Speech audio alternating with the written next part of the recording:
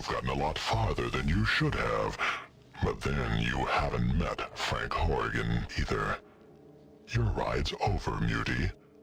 Time to die. Frank Horrigan était le bodyguard du président Dick Richardson jusqu'à son envoi avec l'équipe de recherche en septembre 2236 récupérer le VEF de Mariposa pour l'enclave. Commençant à muter à son contact, Horrigan fut transporté sur la station pétrolière de l'enclave pour des recherches et expérimentations sur lui. Pendant 2 ans, Frank sera un cobaye pour des expérimentations sur le VEF, soumis à une forte sédation et fut opéré par des scientifiques et techniciens de l'enclave sous la juridiction du colonel et docteur Charles Curling. Bien qu'il sera sous sédatif, il sera autorisé à être conscient de courts laps de temps durant lesquels plusieurs incidents se seront produits, des incidents de type bain de sang. Le VEF le rendant moins intelligent, Horrigan se fera facilement conditionner, devenant des plus loyales envers la présidence et l'enclave. Une fois les tests concluants, Horrigan est redéployé comme agent de terrain en janvier 2239, équipé d'une armure assistée personnalisée et d'armes prototypes comme un lourd couteau en composite et un fusil plasma. On parle d'un bras armé et dévastateur qui sèmera la mort partout où il passe. Étant un dérivé de super mutant, celui-ci est plus rapide, plus grand et plus fort qu'eux,